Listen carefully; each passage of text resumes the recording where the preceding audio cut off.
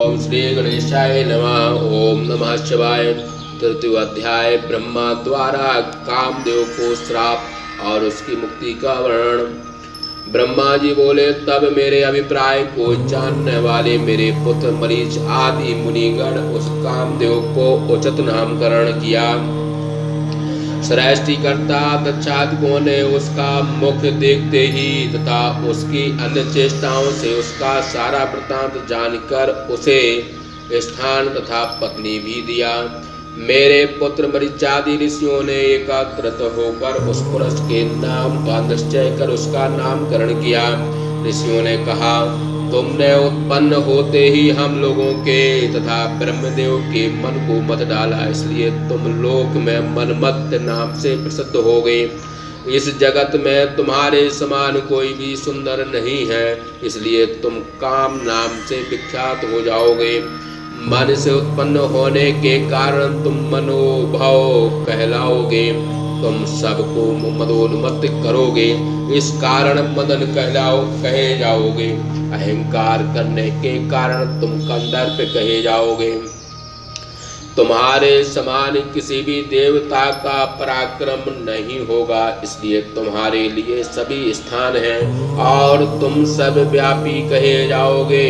हे पुरुषोत्तम दक्ष, जो आद्य प्रजापति हैं, वे तुम्हारे अनुरूप उत्तम कामनी प्रदान करेंगे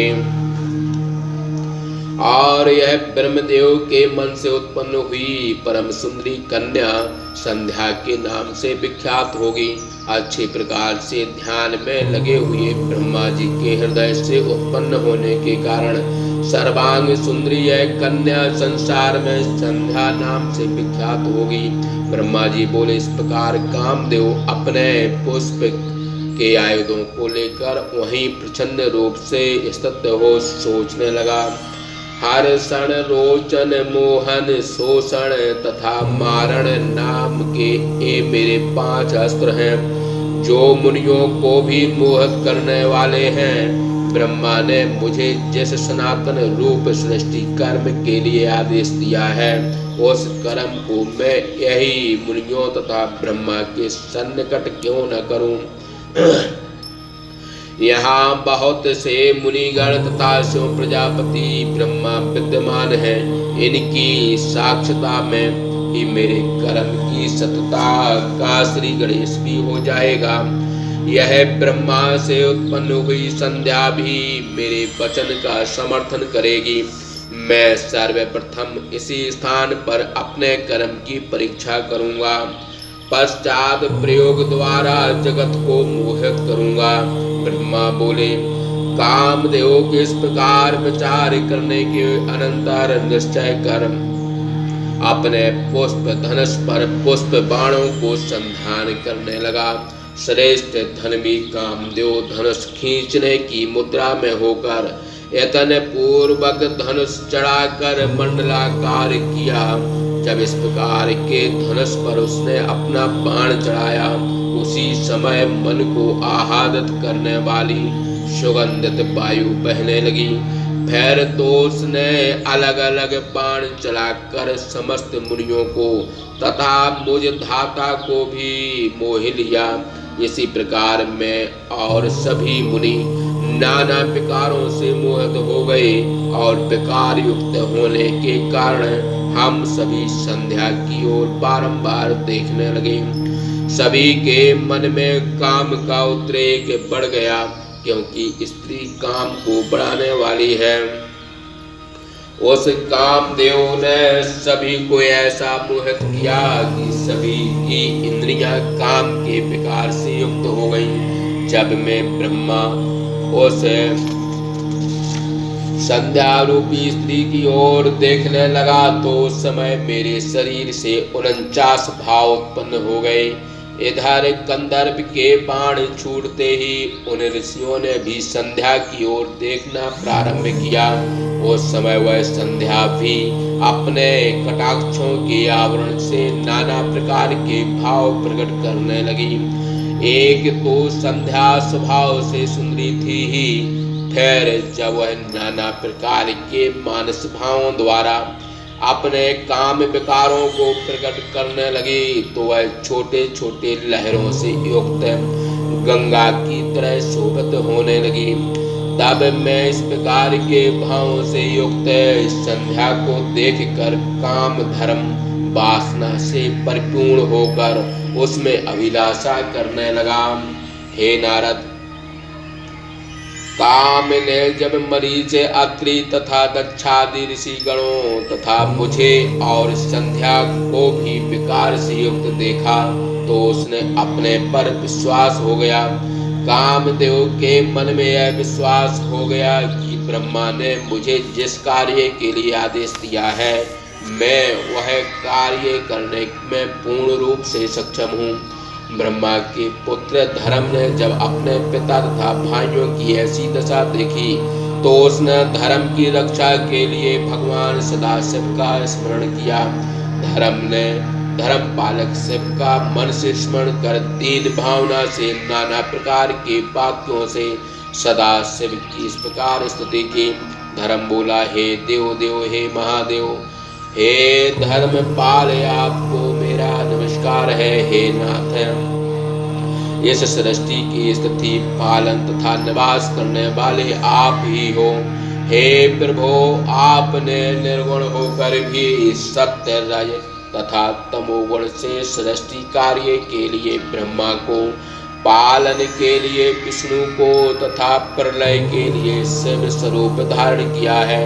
हे प्रभो, आप प्रकृति से परे गुणों से रहित एवं तुरीयावस्था में स्थित शिव स्वरूप हो।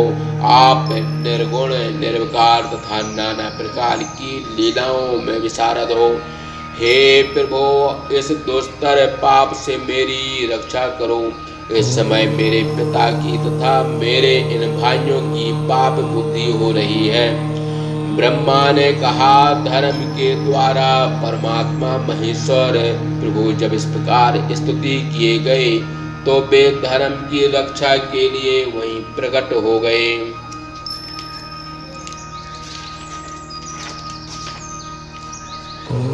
वे वृषभ ध्वज आकाश में स्थित होकर ब्रह्मा को तथा दक्षादि प्रजापतियों को इस प्रकार काम से मोहित देखकर मन में हंसने लगे और बारंबार साधुवाद देते हुए हंसकर मुझे लज्जित करते हुए बोले।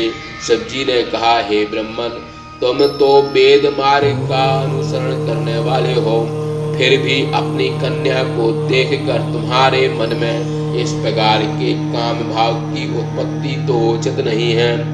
बुद्धिमान को चाहिए कि माता, भगिनी, भ्रातृ, पत्नी तथा कन्या को समान भाव से देखें, उन्हें कदापि कुदृष्टि से न देखें। यह वेद मार्ग का सिद्धांत तो तुम्हारे मुख में ही स्थित है। आपने काम के उत्पन्न होते ही उस धर्म मार्ग को किस प्रकार विस्मृत कर दिया है। हे चतुरानन, तुम्हारे मन में सदैव धैर्य जागृत होना रहना चाहिए। आश्चर्य है कि तुमने इस क्षुद्र काम के वशीभूत हो कन्या से रमण करने के लिए इस प्रकार अपने धैर्य को नष्ट कर दिया। आदित्य के समान तेजस्वी तुम्हारे मानस पुत्र कहे जाने वाले एक दक्षादि महर्षिगण जो एकांत योगी कहे जाते हैं, एक इस प्रकार स्त्री को देखते ही उसमें लोलुप हो गए और अल्प बुद्धि वाला मंदात्मा यह काम भी बिना अवसर के इस समय अपना बल प्रकट करने के लिए आप लोगों को क्यों विकार युक्त बना दिया। ये स्त्रियां जिसके मन के धैर्य को छुड़ाकर इंद्रियों की लोलुपता में डुबो देती है, उन्हें स्त्रियों के वशीभूत रहने वाले पुरुष के श्रुत को धिक्कार है। ब्रह्मा जी ने कहा, इस प्रकार सदाशिव के वचन को सुनकर मैं दूनी लज्जा में पड़ गया। उस समय मेरा शरीर पानी पानी हो उठा और काम रूपिणी उस संध्या को पकड़ने की इच्छा करते हुए भी मैंने धैर्य से समस्त काम विकारों को दूर कर दिया। मेरे शरीर से लज्जा के कारण जो धर्म बिंदु स्वेद पृथ्वी पर गिरे उसी से अग्निस्वात इत्यादि पितृगणों की उत्पत्ति हुई, जिनके शरीर की कांति काले काले अंजन पर्वत के समान कृष्ण वर्ण है और उन पितृगणों के नेत्र फूले हुए कमल के समान विशाल हैं। वे पितर पुण्यशील महायोगी तथा संसार से विमुख रहने वाले हैं। हे मुने, इन पितृगणों में अग्निस्वात नामक पितरों की संख्या 64,000 तथा बृहस्पत पितरों की संख्या 86,000 है। उसी समय दक्ष के शरीर से स्वेद निकलकर पृथ्वी पर गिरा। उससे समस्त गुण संपन्न एक परम मनोहर स्त्री उत्पन्न हुई। उसका शरीर सूक्ष्म था, कटी प्रदेश सम था तथा शरीर की रोमावली अत्यंत सूक्ष्म थी। उसका शरीर परम मृदु तथा दांत परम सुंदर थे। वह तपे हुए सोने के समान कांति से दीप्यमान हो रही थी। वह अपने शरीर के समस्त अवयवों से बड़ी मनोहर प्रतीत हो रही थी तथा मुख कमल चंद्रमा के समान रमणीय प्रतीत हो रहा था। उसका नाम रति था। जो मुनियों के मन को मोहित करने वाली थी। मरीच आदि 6 ऋषियों ने तो अपने इंद्रियों का धैर्य से निग्रह कर लिया, किंतु कृतु, वशिष्ठ, पुलस्त तथा अंगरा अपने इंद्रियों का निग्रह करने में असमर्थ रहे।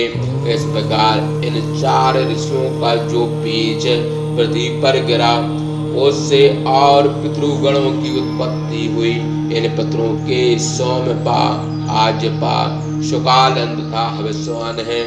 ये सभी पितरों के कब्य को धारण करने वाले कहे गए हैं। कृतु से सोमपा नाम के पितर, वशिष्ठ से शुकालन नाम के पितर, पुलस्त से आजप तथा अंगरा से हविष्यमान नामक पितर उत्पन्न हुए। इस प्रकार कब्य, पाट आदि पितरों के उत्पन्न हो जाने पर वे सभी कब्य बहन करने वाले कब्य पाट हुए। संध्या पितरों को उत्पन्न करने के कारण पितृप्रस कही गई है। शिव के द्वारा देख लिए जाने के कारण दोषों से रहित तथा धर्म कर्म के योग्य हुए। इसी बीच सदाशिव समस्त महर्षियों पर अनुग्रह तथा धर्म की रक्षा कर शीघ्र ही अंतर ध्यान हो गए। तदंतर शंभु सदाशिव के वाक्यों से मुझे बहुत लज्जा हुई। मैंने अपनी भृगुटी चढ़ा ली। उस समय मुझे काम पर बहुत बड़ा क्रोध हुआ। इधर कामदेव भी मेरे मुख को देखकर मेरा अभिप्राय समझ गया। उसने भयभीत होकर शीघ्रता से अपना बाण उतार लिया। जिस प्रकार रुद्र से कोई भयभीत हो जाता है, उसी प्रकार वह भी भयभीत हो उठा। हे नारद, मैं क्रोध से इस प्रकार जलने लगा जिस प्रकार हवा से अति बलवान अग्नि प्रेरित हो उठती है। मैंने क्रोध में भरकर उसे शाप दिया कि घमंड से मोहित हुआ यह कंदर्प जब शिव में इसी प्रकार का दुस्तर कार्य करेगा तो शिव की नेत्राग्नि से भस्म हो जाएगा। इस प्रकार पितृ समूहों के तथा जितेंद्रिय मुनियों के सामने ही उस काम को मैंने यह अक्षय शाप दिया। फिर तो मेरे शाप से भयभीत हुए काम ने उसी क्षण अपने बाणों को उतार लिया और मेरे अत्यंत कठिन शाप को सुनकर सबके सामने प्रत्यक्ष प्रकट हो गया। उसका सारा गर्व नष्ट हो गया। तब वह दक्षादि पुत्रों, अग्निस्वादि पुत्रों, संध्या एवं मुझे ब्रह्मा के सामने ही सबको सुनाते हुए इस प्रकार का वचन कहने लगा। काम बोला, हे ब्रह्मन, आप तो न्याय मार्ग का अनुसरण करने वाले हैं, फिर मुझे निरपराध को आपने इस प्रकार दारुण शाप क्यों दिया? हे ब्रह्मन, आपने जैसा कहा था मैंने तो वही कर्तव्य किया, अतः आपकी आज्ञा पाने पर ही जिस कार्य को मैंने किया उसके लिए आपको शाप देना ठीक नहीं, क्योंकि मैंने आपकी आज्ञा के विरुद्ध कोई भी कार्य नहीं किया। आपने कहा था कि मैं विष्णु तथा रुद्र भी तुम्हारे बाणों के वशीभूत होकर रहेंगे। उस कहने के अनुसार ही मैंने यह परीक्षा ली थी। अतः हे ब्रह्मन, इससे मेरा दंश मात्र भी अपराध नहीं। फिर आपने मुझे निरपराध को इस प्रकार का दारुण श्राप क्यों दिया? हे जगतपते, आपका यह शाप भी नितांत दारुण है। ब्रह्मा जी बोले, हे नारद, तब जगतपति मैं ब्रह्मा इस बात को सुनकर काम को बारंबार डांटता हुआ इस प्रकार बोला, हे काम, यद्यपि यह संध्या हमारी कन्या है, तुमने इसी को उद्देश कर मुझे अपने काम का लक्ष्य बनाया, इसलिए मैंने तुम्हें शाप दिया। हे काम, अब मेरा क्रोध शांत हो गया है। मैं जो कहता हूँ उसे सुनो, संदेह मत करो, सुख से रहो और भय छोड़ो। तुम महादेव जी के नेत्राग्नि से भस्म हो जाओगे। उसी के बाद तुम शीघ्र ही शरीर धारण करोगे। जब शंकर जी अनायास विवाह करेंगे तब वे ही तुम्हें शरीर भी प्रदान करेंगे। हे नारद, काम से इतना कहकर मैं लोक पितामह अपने मानस पुत्रों के देखते देखते अंतर ध्यान हो गया। इस प्रकार मेरे वचन को सुनकर वे सभी मेरे मानस पुत्र तथा कामदेव सुखी होकर शीघ्रता से अपने अपने घरों को चले गए। इस प्रकार से द्वितीय भाषा टीका से महापुराण के अंतर्गत द्वितीय रुद्र संहिता की द्वितीय सती खंड में काम को साप तथा उस पर अनुग्रह वर्णन नामक तृतीय अध्याय समाप्त। बोलिए शंकर भगवान की जय।